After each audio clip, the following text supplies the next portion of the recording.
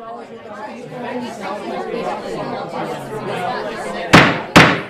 right, my lords, we shall begin.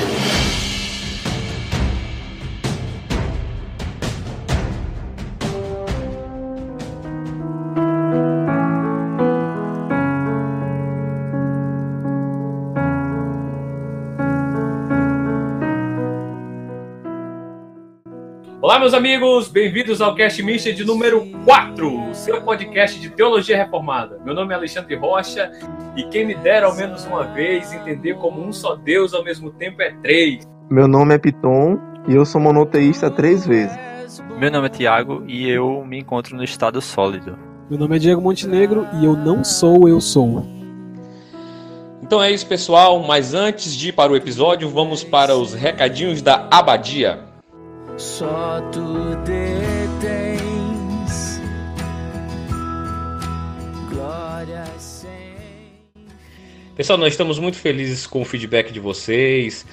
Muitas pessoas têm chegado com a gente para falar que têm ouvido os episódios, que têm gostado muito. Muitas pessoas estão divulgando, estão compartilhando nos seus grupos. Muito obrigado a todos vocês, de verdade. Isso nos ajuda muito, nos incentiva a continuar produzindo um conteúdo que seja edificante para toda a igreja. Nós estamos também agora com o Facebook e com o Instagram. Digita lá Cast Mister que vai aparecer lá o nosso endereço. E inclusive nós já chegamos com mais de 100 seguidores lá, tanto no Facebook quanto no Instagram. E nós vamos ter uma surpresinha para vocês.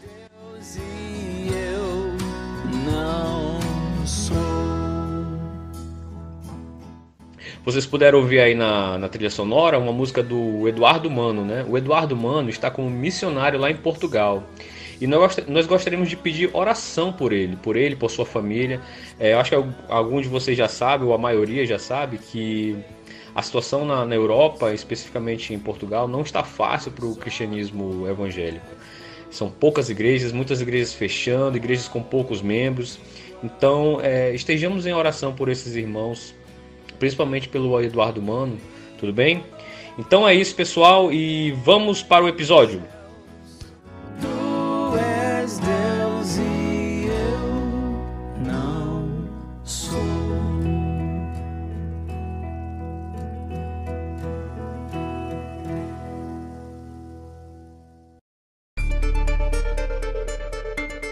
Pois bem, pessoal, nesse novo episódio nós vamos falar a respeito da pergunta número 4, 5 e 6. A pergunta número 4 diz assim: o que é Deus? E a resposta é: Deus é espírito, infinito, eterno e imutável em seu ser, sabedoria, poder, santidade, justiça, bondade e verdade. A pergunta de número 5 diz assim: há mais de um Deus? E a resposta é: há só um Deus, o Deus vivo e verdadeiro. E a pergunta número 6 diz assim: quantas pessoas há na divindade? E a resposta é: há 3 pessoas na divindade: o Pai, e o Filho e o Espírito Santo. E estas 3 são um Deus da mesma substância, iguais em poder e glória. Pois bem, então vamos começar, vamos trabalhar um pouco aqui, vamos falar a respeito de algumas questões introdutórias. Ao se perguntar quem é Deus, se está falando de um ser pessoal, certo? A resposta lhe atribui qualidades. O que e como podemos conhecer esse Deus para sustentar a resposta da pergunta 4? Para começar, eu diria que a gente tem que estabelecer uma coisa. Deus, esse ser pessoal que a gente definiu agora com alguns atributos, ele é um pressuposto bíblico fundamental. O que quer dizer isso? Quer dizer que o que a gente pode conhecer e como a gente pode conhecer a ele não tem a ver com uma tentativa assim apologética, digamos, ou seja, a Bíblia e o catecismo deixam isso claro, não estão tentando convencer alguém da existência de Deus. O objetivo da Bíblia não é provar a existência de Deus, muito menos provar a existência de Deus nos moldes que a gente é cobrado hoje pela ciência. Essa é a primeira coisa que eu queria colocar. E aí, até para ilustrar, vou citar um texto do Abraham Kuyper, que ele fala mais ou menos assim, que o intuito de provar a existência de Deus pode ser muito desnecessário e inútil.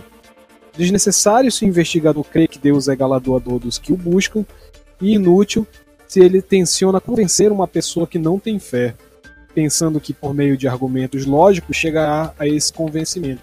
Então essa fala do Kuyper para mim estabelece um pilar aqui.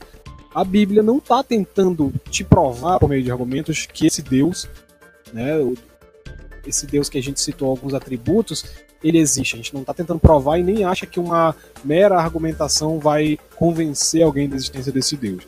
Aí nesse campo dos argumentos, a gente tem filósofos e teólogos tentando argumentar de forma mais lógica em favor de Deus. A gente conhece alguns argumentos como o argumento cosmológico, teleológico, moral e o de consenso universal.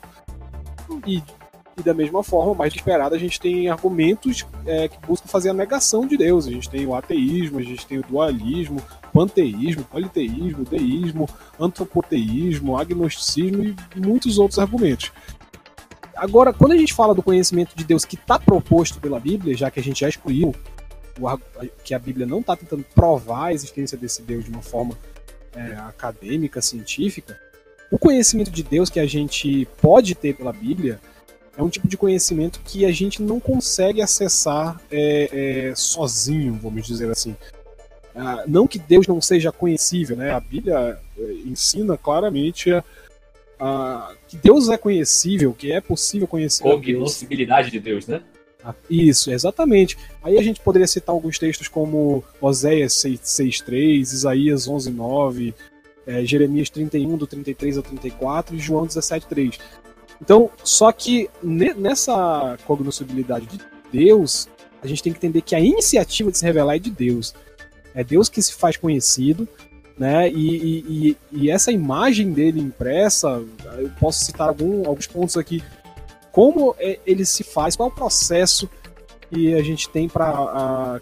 Quais são as provas e evidências que a gente tem desse Deus? E quando eu digo evidências, não são aquele tipo de evidências que eu já falei antes, mas de uma forma assim bem resumida, Deus começa por imprimir a sua imagem, né, a imago Dei, no homem. Então o homem ele é a imagem de Deus mesmo após a queda, embora a queda manche a imagem de Deus no homem, mas o homem tem algo de Deus nele, homem nato. Além disso, Deus revela de alguma forma atributos seus na criação. Esse é o segundo ponto. O terceiro ponto é que Deus revela ao homem sua própria natureza através do seu Espírito Santo. E isso por meio das escrituras sagradas, lida ou pegada, né? E por último, o quarto ponto é que Deus se revela também na sua forma mais perfeita, na expressão exata do seu ser, na pessoa de Jesus Cristo, seu Filho. Então a gente tem aí 4 elementos que dependem muito da fé, né? Então esse é o ponto que eu queria chegar. A pergunta que o Alex lançou pra gente é como podemos conhecer a Deus e o que a gente conhece dele. Então a minha resposta se restringe a isso, que é imprescindível para se falar em conhecimento de Deus desse elemento, fé. Sem a fé a gente não consegue de fato acessar esse Deus que a gente está tentando falar nesse episódio. No início da pergunta aqui da nossa introdutórios, eu comecei com quem é Deus, né? E no início da quarta pergunta diz o que é Deus. É bom deixar claro que a visão bíblica concebe Deus como uma pessoa. Deus tem pessoalidade. Ao contrário de algumas religiões, ou melhor, acho que todas as religiões panteístas não enxergam Deus como uma pessoa, mas como um motor imóvel, né? A origem de tudo que existe, mas não necessariamente uma pessoa, né? Alguém com o qual você se relaciona. Conversando com outras, elas estavam dizendo que elas não enxergam Deus como um ser pessoal, mas que elas enxergam Deus na natureza, mas não no sentido como nós enxergamos Deus. Porque nós enxergamos Deus na natureza, porque a Bíblia fala, né, que Deus, que se pode de Deus, pode ser visto através das coisas que foram criadas. Mas as coisas criadas apontam para um ser superior, que é Deus, e não que as coisas criadas são o próprio Deus. Entendeu? Então, numa visão panteísta, eles entendem que Deus é quando você olha, sei lá, para o mar, para uma cachoeira, você está vendo o próprio Deus. Entende? Quando você olha para as relações humanas, um abraço, uma demonstração de afeto, ali é o próprio Deus, e não algo que aponta para um Criador externo à natureza. Então, quando eu perguntei quem é Deus, e já pressupus que Deus é uma pessoa, né? E para a visão bíblica, é extremamente importante o fato de Deus ser uma pessoa.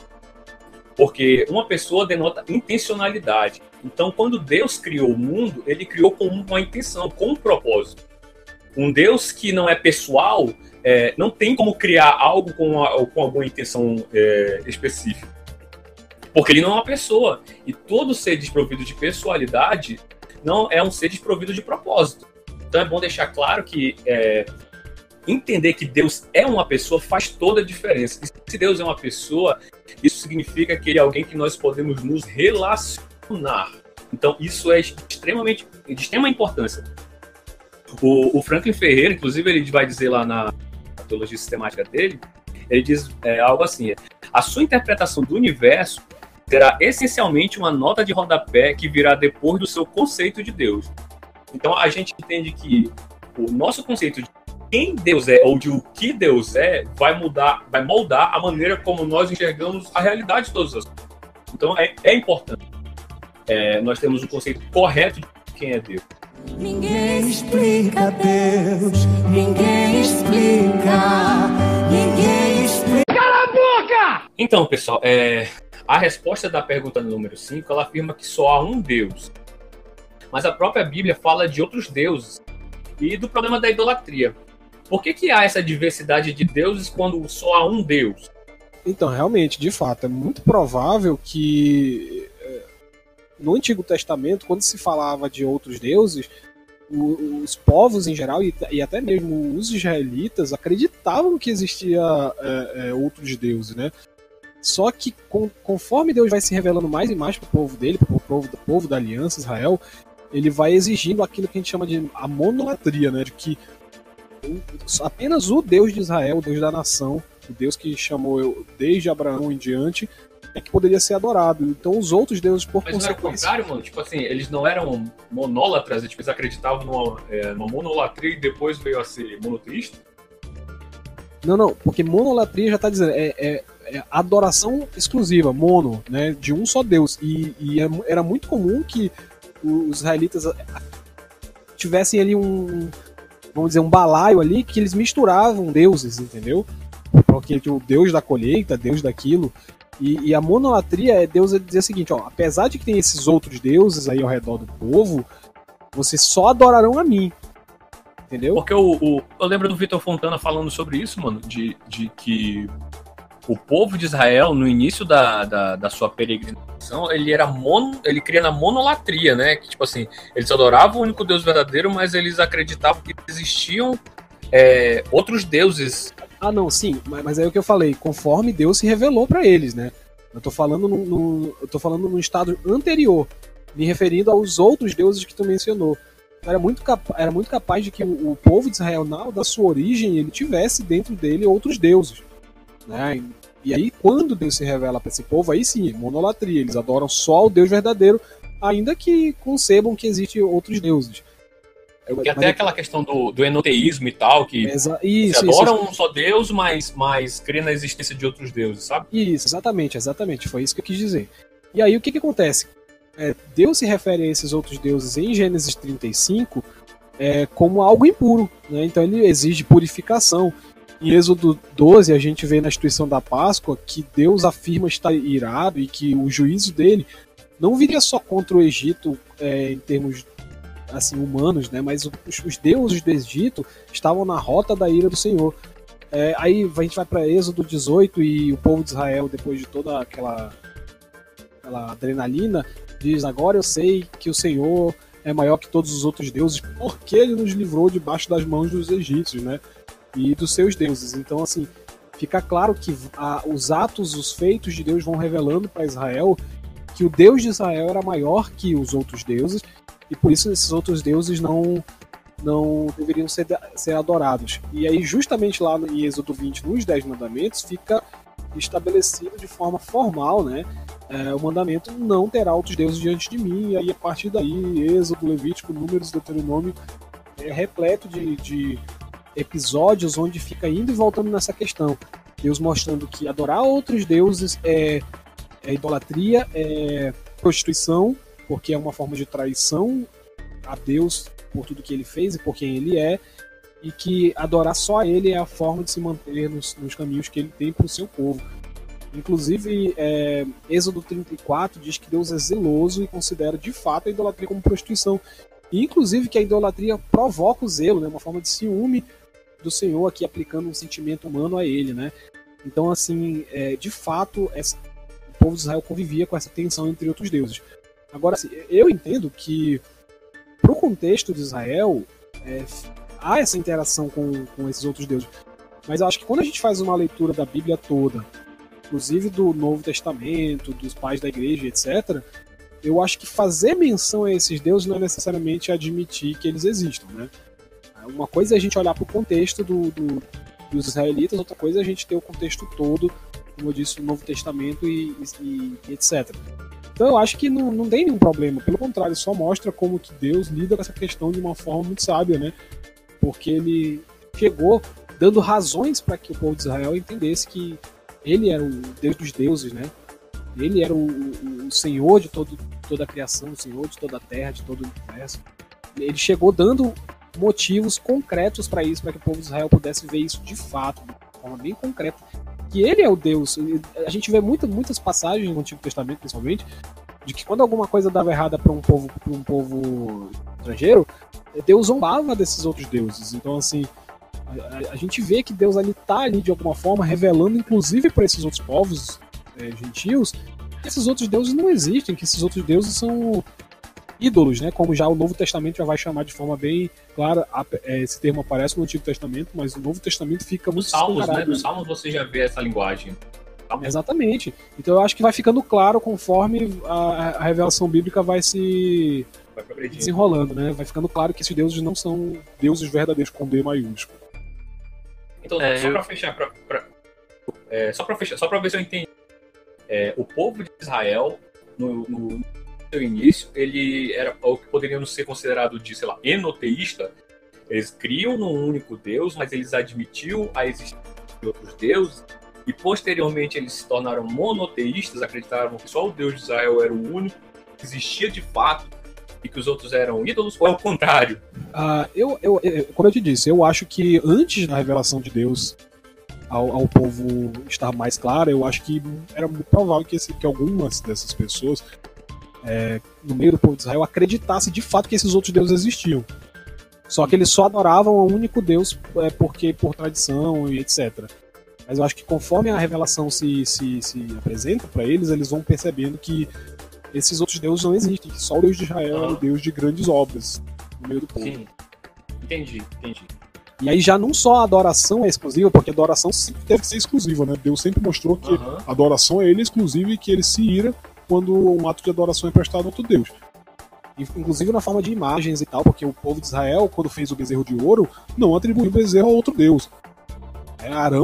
Arão, quando apresentou o bezerro para o povo, ele falou: eis aí o Deus de Israel. Então o bezerro era para representar o Deus verdadeiro, mas mesmo assim Deus não ficou feliz com aquela situação. Então eu acho que apesar de que a adoração já era exclusiva ao Deus de Israel, mas eu acho que a crença foi ficando monoteísta conforme a revelação progrediu. Esse é o meu entendimento. Essa ira de Deus aí quanto ao bezerro tá escrita, tá respondida, né, na resposta dessa pergunta 4, que é Deus é espírito. Então, o entendimento dele, né, a definição dele, a ira dele, né, o motivo da ira dele é por conta disso, que ele é espírito. Então, de onde foi que o povo tirou que ele seria um bezerro? Aí onde entra, esse bezerro se tornou um deus, né, para aquele povo e foi considerado como um deus para o próprio Deus, né, o Deus vivo. E vocês já citaram aí, eu entendo que esse termo deuses que é citado, ele é um sinônimo para ídolo, né, que é algo construído pelo homem, pelos homens, algo como eu vi no livro do Mauro Maister, Idolatria. que o homem, a partir do medo, ele tende a criar um deus, um ídolo para aquilo, né? Algo que o faz medo, uma tempestade, um momento, sei lá, no mar, o cara tem medo do mar, ele vai e cria um deus para aquilo, um deus do mar, ele tá revoltado e tal, precisa oferecer algum sacrifício a ele.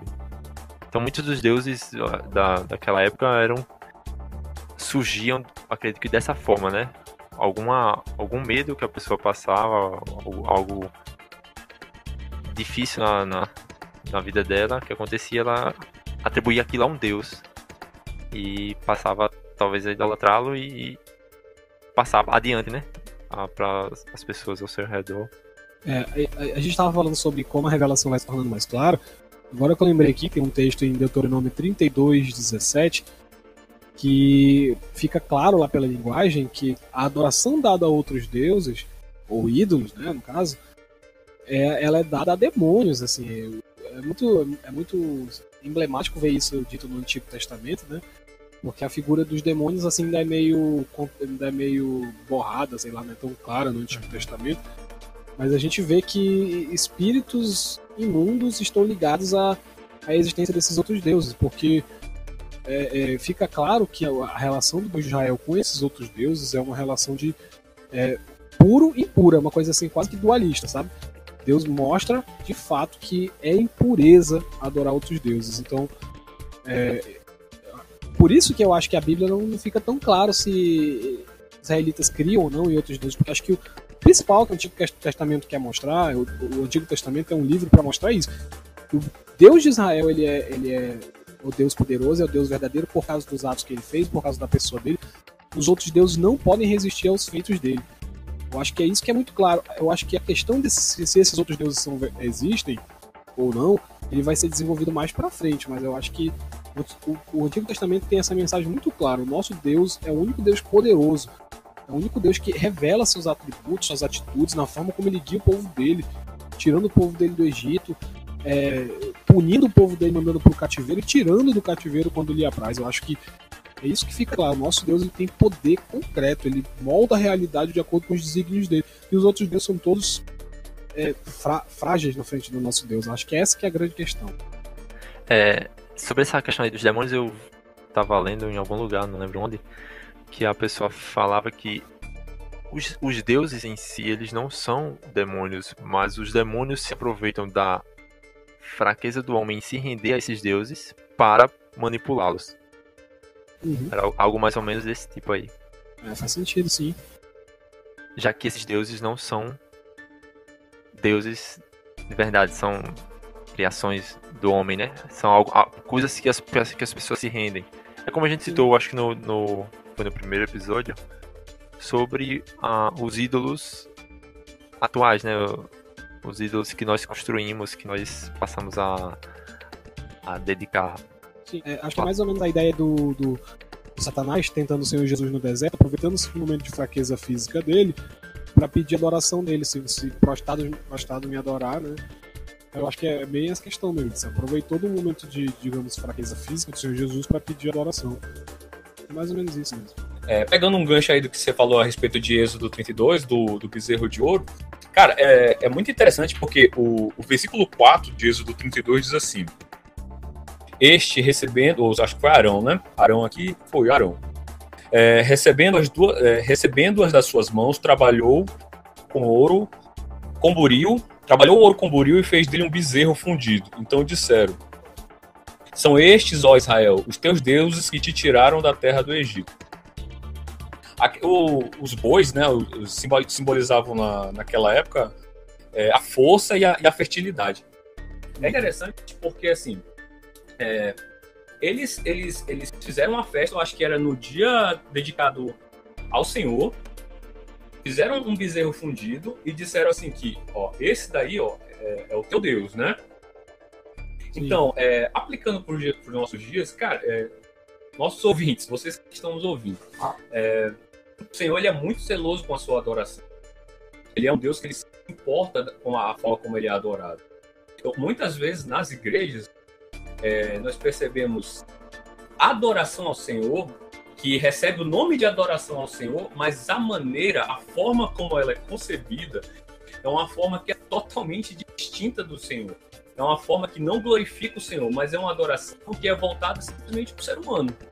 É uma adoração que é voltada a mexer com as nossas emoções, que é para mexer com o nosso ego, que é para... o cara já está a semana todinha já chateado do trabalho, cansado, então no domingo ele tem que ouvir uma palavra que mexa com seu brio, para que na segunda-feira ele possa aguentar a rotina pesada de novo. Então, não é uma adoração que parte de quem Deus é de fato e de como ele se revela na Escritura, mas é uma adoração que, apesar de receber o nome de hoje a gente vai adorar o Senhor, mas é uma adoração que é voltada simplesmente para o ser humano e para aquilo que afaga o seu ego.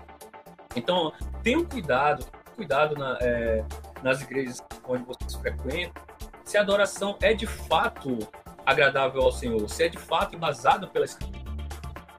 E se vocês perceberem que não é assim, tentem conversar com a liderança em amor, com misericórdia, nada de querer ser. Porque também o pessoal acha que é o Lutero do século XXI, né? Que acha que tem que sair batendo, que tem que sair xingando todo mundo. Ainda usa aquele slogan, né? Que é... Como é que chama? Aquele que todo mundo usa na internet? A paz, se possível, mas a verdade a qualquer preço. Então elas usam isso desculpa para ser estúpida, para ser arrogante, e ainda se acha, sei lá, um mártir da igreja. Mas tenham cuidado com essa questão da adoração.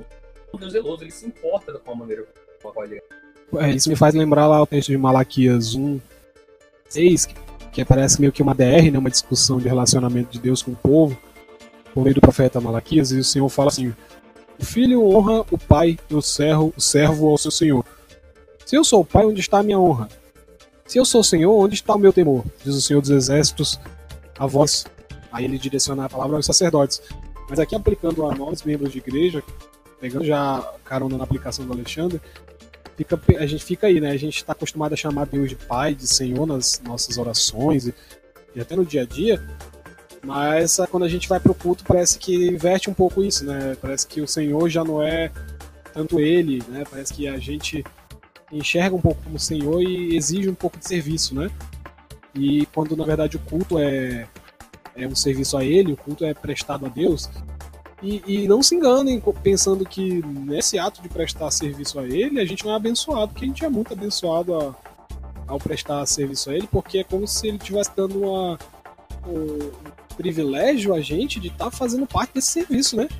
Quando a gente está no culto adorando a Deus em espírito e em verdade, a gente está fazendo parte de algo que é muito exclusivo, que é parte de algo que o homem natural, se soubesse o que é, desejaria fazer, né?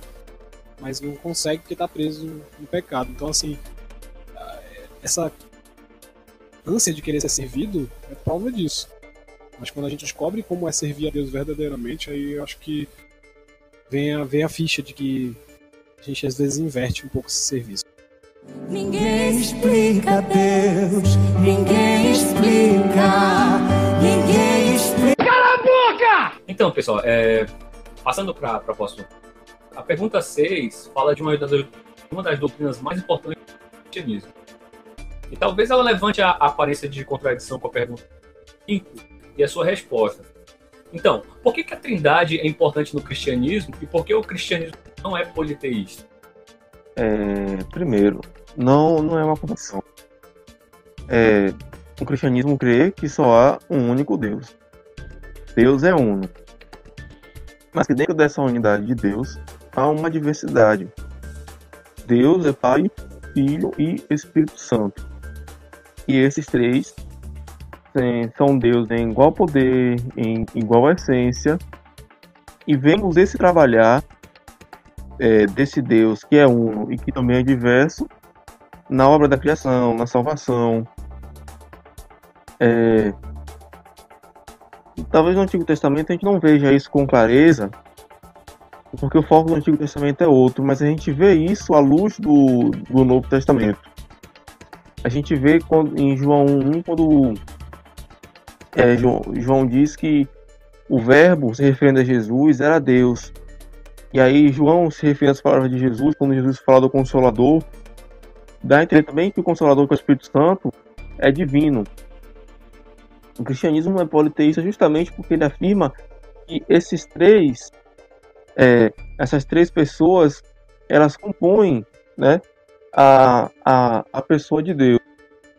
Diferente de uma heresia antiga chamada triteísmo, né, que afirma que são três pessoas, né, mas essa heresia afirma que são três deuses, né, são individualidades. Mas a gente olha na Escritura e percebe que é o mesmo Deus, mas que ele tem essa configuração, digamos assim, tripessoal. Não é que ele é o único Deus e em determinadas partes da história bíblica ele se revela de forma diferente. Não. É um Deus em que subsiste em três pessoas. Igual poder, igual essência, em que essas três pessoas se relacionam entre si, e isso constitui a unidade delas. É uma doutrina que foge da nossa razão, né? Talvez seja o maior mistério do cristianismo, mas é uma doutrina bíblica, porque ao longo do Novo Testamento a gente percebe esse Deus trabalhando dessa forma, a gente percebe Jesus se encarnando, a gente percebe o Espírito Santo vindo habitar no povo de Deus no Pentecostes, e aí a gente vê Paulo tratando o Espírito Santo como uma pessoa divina, Paulo tratando Jesus como uma pessoa divina, Jesus afirmando nos evangelhos que ele e o Pai são um, e ele ora dizendo que as pessoas pedindo para que os seus discípulos sejam um nele, assim como ele é com o Pai. Então é uma doutrina bíblica, né? O politeísmo, né? Alguns até ficam dizendo, mas tem várias mitologias que mostram três deuses. No Egito tem, na Babilônia tem, mas onde a gente tem mas só fica no número 3, na verdade, né? No cristianismo, na revelação bíblica, Deus é totalmente pessoal, a Trindade se relaciona conosco. Não é algo distante. É totalmente diferente. Ficou claro, gente? Sim, eu acho que é impossível a gente falar da Trindade, como pegando aí teu esforço de tentar deixar isso claro, que tem aquela frase do Millard Erickson que diz que se você tentar entender a Trindade, você pode perder a cabeça. Se você negar a Trindade, você perde sua alma, né? Essa frase a gente às vezes repete ela como padrão, mas ela tem uma questão que é central nela, a diferença entre entender e negar, né? Porque se você tentar entender no sentido humano, de definir, de limitar mesmo, fazer caber dentro da sua cabeça, você não vai conseguir. Agora, se você negar, você não vai perder necessariamente a cabeça. Vai perder a vida toda. Vai perder a alma, né? Vai perder algo mais profundo. Então, assim, entre ficar com algum resquício de dificuldade mental ou só racional, entre ficar com essa dificuldade racional e perder a alma, eu acho que é muito mais aceitável a gente admitir que tem certas coisas que a gente não consegue compreender. Até porque a gente tem que entender que na teologia bíblica, nós fomos feitos à imagem de Deus, mas ele não foi feito à nossa imagem, né? Então, Deus, o Deus que nós cremos, ele não sofre das mesmas limitações que a gente sofre. Então, assim, a gente tenta imaginar essa lógica de Deus ser 1 e 3 a partir da nossa compreensão, a partir de como a gente entende que as coisas funcionam. Mas eu acho que vai além disso. Eu acho que talvez a gente tenha que entender como ele funciona a partir da revelação bíblica para entender como as coisas deveriam funcionar em vários contextos, né? Em contexto da igreja, enfim, eu acho que a gente deveria pensar assim, como as coisas deveriam ser, ou mais, como as coisas foram programadas para ser, criadas para ser, como as coisas serão a partir dos novos céus, da nova terra, né? Eu acho que a gente tem que fazer uma reflexão assim, mais profunda, além de só tentar encaixar na cabeça como é que Deus pode ser 1 e pode ser 3 ao mesmo tempo. Algumas pessoas apontam, né, contradição entre e foi bem isso que o Alexandre levantou mesmo, a contradição entre, por exemplo, o Shema, né, aquele texto de Deuteronômio 6,4, que afirma que Deus de Israel é único, que ele é um, né? E aí Paulo já faz uma releitura desse texto lá em 1 Coríntios 8, onde ele pega o mesmo texto, né, de Deuteronômio que fala Deus e fala de Senhor, né, ou de Jeová, sei lá. E Paulo atribui personalidades, pessoas diferentes a esses dois nomes, né? Paulo diz que o nosso Deus é o Pai e que Jesus é o Senhor, ou seja, os dois nomes que são usados lá no texto do Shema, por um Deus único, Paulo atribui um ao Pai e o outro ao Filho. Então, assim, sabe, é tentar entender como que essas coisas estão um pouco além da nossa realidade atual, um pouco além do nosso alcance atual. E aí a gente exclui facilmente essa possibilidade de politeísmo. Porque mesmo na pergunta e na resposta do catecismo, na pergunta 6, a pergunta é quantas pessoas há na divindade. Então, até aí, dessa questão, está bem claro que a divindade é uma. A gente está discutindo as pessoas da divindade, que é um conceito que é exclusivo do cristianismo. Se você pegar conceito de outras religiões que não têm um Deus trino, realmente vai parecer que o cristianismo é politeísta. Mas o cristianismo, nesse ponto, ele é exclusivo, ele é diferenciado. A gente é a única religião, nós somos a única religião, nosso Deus é o único Deus, que é uma divindade trina. E a gente não tem a obrigação de querer que isso faça sentido para os outros, entendeu? É como a revelação foi dada para nós e nós temos que ela é a verdade. É bom que se diga também que nós não estamos dizendo que a doutrina da Trindade é irracional. Pelo contrário, claro. Ela é uma doutrina racional, só que nós não cremos que ela é uma doutrina racionalista que você pode simplesmente trazer para essa realidade, abarcar tudo que ela representa. O que nós dizemos é que ela é supra-racional, ela está acima da racionalidade humana e não contra a racionalidade humana. Então, esse é um ponto que às vezes acusam o cristianismo trinitário de ser ilógico, mas não há irracionalidade na doutrina da Trindade. O que há é um supra-racionalismo, se eu posso usar esse termo. Ou usando de modo mais claro, acima da razão. Acho que você tem uma deficiência aí é nossa e não da ideia de Trindade, né? Exatamente. Porque o sentido em que Deus é três não é o mesmo que Deus é um. O sentido em que Deus é três é o sentido que são três pessoas, mas no que ele é um é que essas três pessoas têm a mesma substância. Aí a gente entraria em minúcias que não é o interesse do nosso podcast aqui agora. Exatamente isso. Ninguém explica Deus, ninguém explica, ninguém explica. Cala a boca! Passando adiante, mas então, pessoal, como a gente pode definir um Deus trino? Quais são os papéis e os atributos das três pessoas da Trindade? Existe alguma hierarquia entre eles? E o que é a economia divina da Trindade? Como eu mencionei antes, se a gente estivesse usando essa palavra definir, no sentido de que ela é limitar, aí fica muito difícil mesmo de definir um Deus trino. É por isso que a gente tem que entender que essa compreensão plena, ela é inalcançável às nossas mentes, ela não é irracional. Nós que não temos naturalmente os dons necessários para alcançar essa doutrina. Mas Deus, assim, na sua infinita bondade, ele vem revelando pela sua escritura, pelo seu Espírito Santo, a homens do povo dele, da igreja, como essa verdade né? Como essa verdade existe, como ela se sustenta, né? Tertuliano, pelo que consta na história, ele foi o cara que traçou esse termo que hoje chegou pra gente no português como Trindade, né? Se eu não me engano, o termo original era Trinitas, acho. Aí o Atanásio elaborou melhor a definição, e essa definição foi sendo trabalhada até chegar na definição que eu acho que é a mais completa, que é a do credo niceno-constantinopolitano.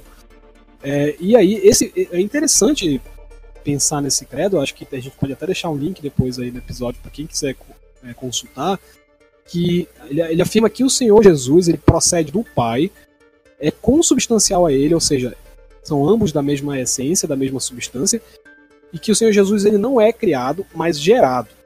Eu já vi alguns textos, alguns podcasts trabalhando essa questão, e eu acho central ela.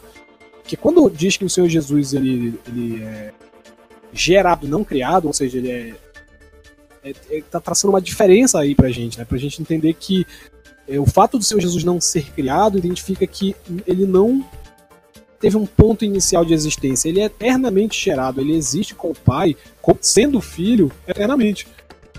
Então, não há como entrar nesses aspectos mais detalhistas da Trindade sem relembrar o que a gente já disse. Você precisaria ser eterno, você precisaria estar com o Pai na criação para compreender melhor isso. Então, a gente meio que tenta se restringir a isso, que esse Deus Trino, ele é um Deus que ele tem uma economia, né, como o próprio Alexandre falou na pergunta, ele tem uma organização, ele tem uma arrumação interna dele, que vai sendo revelada a nós, e como eu disse anteriormente, é bom que a gente sempre pense que essa economia da Trindade, essa arrumação da Trindade tem que fazer sentido pra gente, não só no sentido de curiosidade, tentar entender ela racionalmente, mas de como ela deveria e deve refletir verdades pra gente, na nossa vida prática. Então, assim, continuando com o credo que eu citei, além de dizer que o Filho, né, o Senhor Jesus Cristo, ele não é criado, mas gerado, ele diz também que o Espírito, ele procede do Pai e do Filho, e como Pai e como Filho ele está recebendo glória. O interessante é que a nossa confissão de Westminster, ela professa algo muito parecido disso, apesar da grande distância histórica entre um documento e outro, né? Então o que a gente pode concluir é que, apesar de que a gente não tenha uma definição como a gente gostaria de ter, saciando a nossa vontade de se sentir dominadora de tudo, mas a ortodoxia cristã ao longo da história indubitavelmente é trinitária, e como o Piton citou anteriormente, não adianta você tentar ir para um lado ou para o outro que você vai cair em heresia. A gente tem duas heresias principais. O Piton citou o triteísmo, que é a tentativa de entender a Trindade esquecendo a unicidade de Deus. Então o triteísmo, ele abre mão de vez da cidade de Deus e admite que são três pessoas totalmente diferentes, né, de natureza diferente. E aí, um outro lado extremo, que é o unitarismo, ele já tem muito medo de que a Trindade pareça de fato politeísta, e ele diz, não, essas três pessoas só são, sei lá, ações diferentes de Deus, mas Deus é uma pessoa una e ponto, não tem tripessoalidade na divindade. Então, não importa, se você tentar ajustar a Trindade a sua razão limitada, você vai cair em heresia. Por isso que aquela frase que eu citei antes, você vai perder sua alma. Tanto o unitarismo como o triteísmo são formas erradas de definição da Trindade. Então, a única forma que a gente pode definir a Trindade é como ela está revelada na Escritura. Ou seja, um Deus, três pessoas. Então, já houveram algumas tentativas ao longo da história de tentar definir como Deus é trino. Tem uma maneira interessante, inclusive poderia até falar, Thiago, a respeito dessa analogia que pode ajudar um pouco na questão da... Sim, eu tinha comentado lá no grupo sobre a tentativa de explicação desse conceito de uma substância, né, dividida em três pessoas. Seria o Pai, o Filho e o Espírito Santo, que são os estados da matéria, né, o sólido, o líquido e o gasoso. Uma mesma matéria, ela pode se apresentar, dependendo das condições ambientais, nessas três formas diferentes. Seria uma forma de tentar fazer a pessoa que tem um pouco de dificuldade entender como seria esse mesmo ser, essa mesma substância sendo se apresentando de formas diferentes, em momentos diferentes, ou às vezes até, não sei se naturalmente não teria como acontecer, apresentar as três ao mesmo tempo. Acho que seria impossível, mas para ter essa ideia, né, da mesma substância se apresentando de formas diferentes. Eu também já ouvi uma tentativa de explicação, não lembro onde, não sei exatamente como era os detalhes, mas era meio que, tipo, Deus era o Sol, Jesus era a luz do Sol e o Espírito Santo era o calor do Sol. Não sei se vocês já viram essa é bem mais complexa. Agora tem uma coisa interessante, todos esses exemplos que a gente citou, a gente precisa tornar eles estáticos para explicar. A gente precisa tornar os três estados da matéria da água estáticos, né? Não há necessariamente uma relação entre o estado líquido, gasoso e sólido. Não tem uma relação necessária. Ele vai de um ao outro, né? Enquanto que na Trindade, os três eles se relacionam, como a gente já mencionou. E inclusive o Alexandre, quando fez a última pergunta dele pra gente, ele mencionou se haveria uma hierarquia entre a Trindade, o que seria essa economia divina. E eu acho que é isso que todos os exemplos eles vão falhar. Eles servem para esse propósito didático que o Thiago trouxe, mas aí quando a gente aprofunda mais, né, aspecto teológico, a gente vai ver que a Trindade ela tem um diferencial porque é um Deus vivo, né? Como a gente mencionou lá na pergunta 4, resposta 4. É um Deus vivo, ele está interagindo. E aí, respondendo também a questão da hierarquia que foi perguntada, eu dou a seguinte resposta, né? Se a pergunta é: há uma hierarquia entre Pai, Filho e Espírito Santo? Alguém se subordina a alguém e tal? O filho ele é inferior, subordinado ao pai? Aí eu dou essa seguinte resposta, que essa subordinação de uma pessoa a outra da Trindade, ela pode ser tanto verdadeira como falsa, dependendo do que a gente quer dizer com isso. Se a gente quiser estar falando de uma subordinação no sentido ontológico do ser dessas pessoas, é falso. A gente não pode afirmar, por exemplo, que o pai é mais antigo ou que ele surgiu antes do filho e do espírito. Isso é falso. A gente não pode afirmar que o pai... Tem mais dignidade do que o pai, que o filho. Exato, isso. A gente não pode dizer que o pai tem mais dignidade. A gente não pode dizer que Deus que o pai é mais Deus que o filho e que o Espírito Santo, porque isso mexe com a ontologia, né? Com o ser deles. Então, nesse sentido, não há subordinação. E ontologicamente, essencialmente, eles são idênticos. Agora, se a gente estiver falando já na questão justamente da economia da Trindade, ou seja, do arranjo interno, livre e amoroso que há entre essas três pessoas, aí sim a gente percebe algum tipo de subordinação do filho ao pai, ao ser enviado para cumprir o propósito do pai, ao dizer que a sua comida é fazer a vontade do pai, ao dizer que o Espírito vem para trazer consolo e para apontar para o pai. Esse tipo de coisa a gente vê sim que o pai, que as outras duas pessoas da Trindade de alguma forma giram em torno do pai. Mas aí é por um arranjo interno deles, por um arranjo amoroso deles, onde os três estão recebendo igual glória por tudo que é feito. Então não é no sentido de que as pessoas deles são diferentes em glória, tá? Então acho que isso é importante, né, na nossa tentativa de compreender didaticamente como a Trindade funciona. Então, é bom que a gente deixe claro que as analogias, apesar de servir para tentar entender a Trindade, todas têm suas limitações, todas têm os seus problemas. O Michael Reeves, no Deleitando-se na Trindade, um curtinho, mas excelente, ele mostra que a melhor maneira de nós compreendermos o Deus é entender Deus como um Deus que é Pai. O credo apostólico inicia dizendo: cremos em Deus Pai, Criador do céu e da terra. Então, a identidade de Deus está no fato dele ser Pai, está na sua paternidade. Porque criação não é algo que existiu eternamente.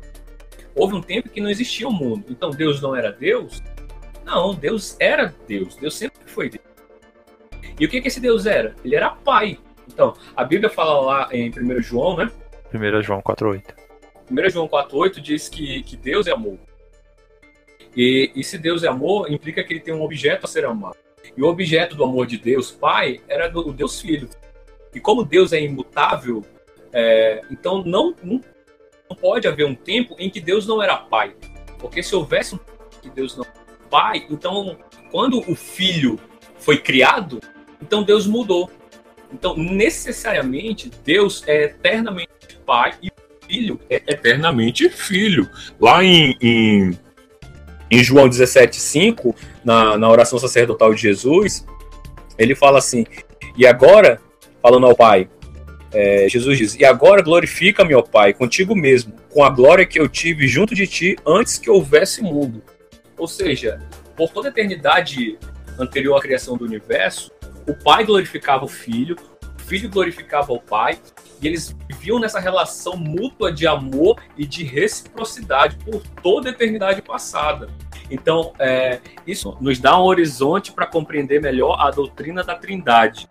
Ninguém explica Deus, ninguém explica, ninguém explica. Cala a boca! Diante de tudo que a gente já debateu aqui, quais seriam as implicações práticas da doutrina da Trindade e como isso se aplicaria nas nossas vidas, no nosso dia a dia? Então, a doutrina da Trindade, na verdade, ela tem aplicação prática em todas as áreas. Eu vou falar a respeito somente da família e do casamento. O pai se deleita no filho. O pai se doa pelo filho. O pai é alguém que não faz nada em amor a si próprio. O pai ama, faz por amor ao filho. E o filho é a mesma coisa. Como a relação de pai e filho no espírito é uma relação recíproca, é uma relação baseada no amor. O amor permeia as relações trinitárias. E é um amor que se doa, é um amor que é abnegado, é um amor que se deleita no outro, é um amor que é sempre voltado para o outro. E se a gente for parar para pensar na nossa cultura moderna, pós-moderna, nós podemos observar que as relações, sejam elas familiares, maritais ou de amizade, muitas das vezes são relações onde o eu é o mais importante, onde são relações onde eu me aproveito do outro, ou que o outro é um instrumento para o meu benefício. E não é para ser assim. Nas relações de marido e mulher, são relações que foram feitas, Deus os criou, o casamento, para espelhar a relação da Trindade. Então, o marido precisa se deleitar na esposa, precisa se doar precisa se deleitar na esposa. Vice-versa, a esposa precisa se deleitar no marido. Precisa amar o marido. Precisa se doar. Então, quando nós invertemos essa lógica, enquanto nós vemos o casamento como uma relação uma relação individualista e egocêntrica, onde o outro deve atender a minha expectativa, onde o outro deve me satisfazer ao invés de eu me doar para o outro, eu estou deturpando aquilo para o qual Deus criou. Eu estou deturpando o casamento. Eu estou fazendo do casamento uma instituição criada à minha imagem. Então, a Trindade tem aplicação prática nesse sentido, que olhando para Deus Pai e Deus Filho e vendo o deleite e a doação mútua entre pai e filho no espírito, nós podemos aplicar isso ao casamento, onde o marido doa e se deleita na esposa. E vice-versa. Então, o Alexandre fez uma aplicação da doutrina da Trindade ao casamento. Eu poderia aproveitar e pegar uma reflexão sobre o tema de hoje, né? Sobre o ser de Deus, sobre o fato de só haver um Deus e o fato desse Deus ter 3 pessoas, para pensar também como a Bíblia, né, que foi principalmente o tema dos nossos 2 últimos episódios, tem um papel importante nessa questão.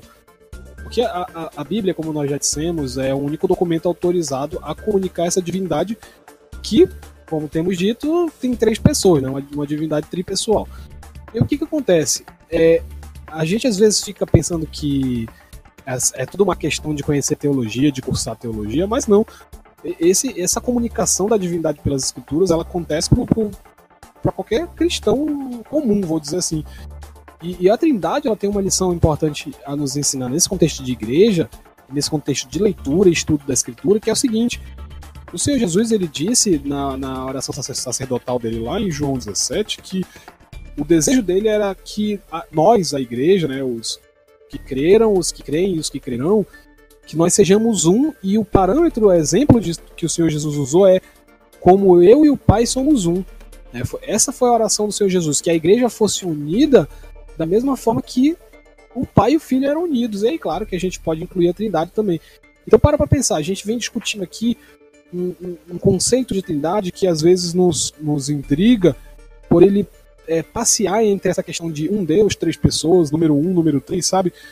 E eu acho que a igreja tem que pensar nisso também, que ela, apesar de ter muitos membros, ela é um corpo, né? Pegando a analogia do corpo de Paulo, nós somos muitos membros, nós todos temos nossas diferenças entre um e outro, uma forma de agir, uma criação, um contexto de criação, mas a Escritura, ela é a baliza justamente para isso, porque ela revela esse Deus para a igreja, que é um. Então acho que nessa revelação da igreja, a igreja pega suas diferenças, tem que trabalhar nisso. Acho que é uma coisa que a gente tem que trabalhar, porque a gente de fato tem diferença, humanamente falando. E aí eu acho que a Bíblia tem um papel muito importante nisso. Eu acho que às vezes a gente acaba que não se sente trabalhado nesse sentido por causa da ausência da Bíblia, né? Então acho que quanto mais a Bíblia fizer parte da nossa realidade como igreja, mais a gente tende a caminhar nesse sentido de entender como Deus funciona, como Deus é trino. Porque a gente, apesar de muitos, teremos um, né? Cara, esse lance que tu falou agora da diversidade, né? Que é algo que é presente dentro da própria Trindade. Né? Existe o Pai, existe o Filho e o Santo. O Pai não é o Filho, e o Filho não é o Pai. E nenhum dos dois é o Espírito Santo. Mas mesmo assim, há uma harmonia amorosa dentro da doutrina da Trindade, dentro da relação trinitariana. Aí eu lembrei agora. Vou dar um exemplo aqui, ainda voltando pro casamento. A minha esposa, vou dar um exemplo particular. Minha esposa, ela ama limpeza. Então, isso é bom. Então, teve uma vez que era um final de semana desse qualquer. Aí ela chegou, olhou pro banheiro assim e falou: esse banheiro tá imundo. Mano, eu olhei pro banheiro, não tinha nada. Não tinha nada. O banheiro tava normal. Não tinha nada. Mas pra ela, o banheiro tava imundo, entendeu? Tava tudo de perna pro aí, pra mim tava normal. Então a gente percebe que a mulher enxerga as coisas de uma maneira diferente. Nós olhamos a realidade de uma maneira que a mulher não enxerga. E vice-versa. Mas isso não implica que nós devemos viver em conflito pelo fato de nós sermos diferentes. Então, da mesma maneira como há diversidade dentro da Trindade, mas há harmonia, é possível e é desejável e é agradável ao Senhor que dentro do casamento, apesar dos dois serem diferentes, do homem ser diferente da mulher, que haja uma harmonia amorosa. Porque todo casal que teme ao Senhor, que quer glorificar o Senhor, deve se espelhar no próprio Senhor para balizar suas relações. E a maneira de nós fazermos isso é através da própria. Então era só um exemplo que eu queria dar para ilustrar essa questão da diversidade. Partindo para esse ponto também, né, a gente poderia pensar a Trindade como sendo o exemplo que a igreja deve seguir, porque são 3 pessoas, essas pessoas elas são distintas, mas elas são o mesmo Deus, elas vivem em unidade. E a Trindade, como o movimento mosaico, por exemplo, usa, é um modelo de diálogo também entre várias tradições cristãs, né? Deus, ele derrama a sua graça multiforme em várias expressões do cristianismo. Então a gente tem os presbiterianos, os batistas, os assembleianos. Todos eles confessam a Trindade, confessam o Senhorio de Cristo, mas eles têm ênfase diferente, né? A Trindade é o modelo de unidade e de diversidade da igreja. Partindo para um ponto mais local, né? De igreja local, isso também deve ser atentado, porque nós temos diversos dons, né? Cada um tem o seu dom. Deus dá um chamado específico para cada um, e esse chamado específico com foco a edificar o corpo, porque a igreja é o corpo de Cristo. Por isso que Paulo fala lá em Efésios 4, né? Que há um só Espírito, um só Senhor, um só Deus, Pai de todos. Ele fala a mesma coisa também em 1 Coríntios 12, quando ele fala sobre os dons. Então, a igreja é esse corpo. São várias pessoas que são salvas pelo mesmo Deus, mas que têm as suas características individuais, têm os seus dons. E esses dons devem ser exercidos, devem ser colocados em prática com vista a glorificar o nome de Deus e edificar também o próprio corpo.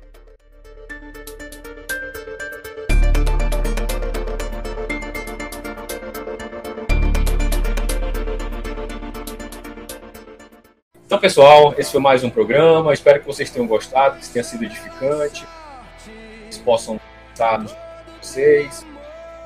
E nós nos vemos de novo daqui a 15 dias, se o Senhor assim permitir.